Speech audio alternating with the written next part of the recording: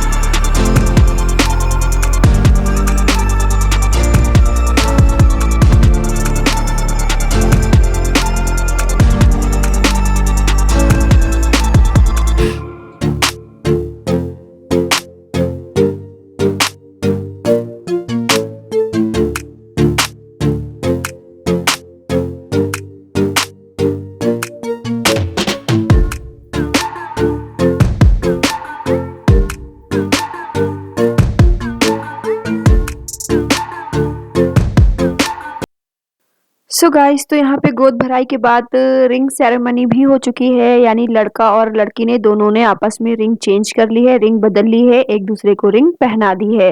तो यहाँ पे गोद भराई हो चुकी है और अब यहाँ पे चल रहा है फोटो सेशन स्टार्ट हो गया है।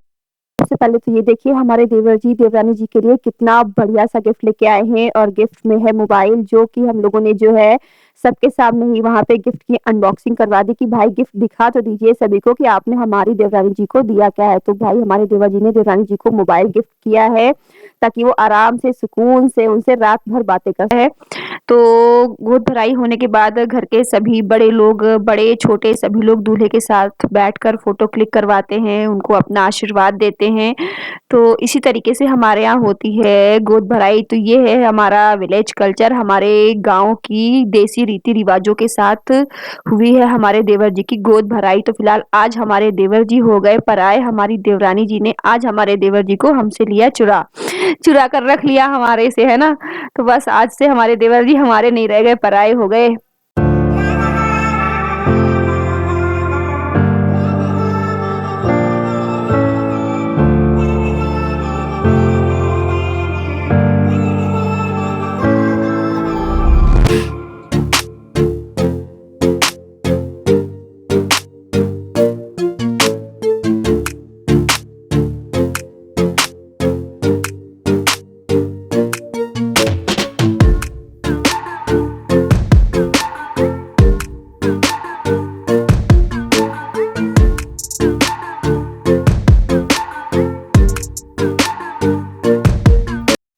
तो यहाँ पे खाना-पीना हो चुका है, और खाने-पीने के बाद अब रह गई है गोद भराई की आखिरी रस्म। और आखिरी रस्म ये है कि जो है लड़की के ससुराल वालों को जो है छोटे-बड़े सभी का एक तरफ से टीका करते हैं लड़की के घर वाले, और उनको जो है ना नेक देते हैं, शगुन देते हैं। तो ये है हमारी देवरानी जी की मम्मी जी।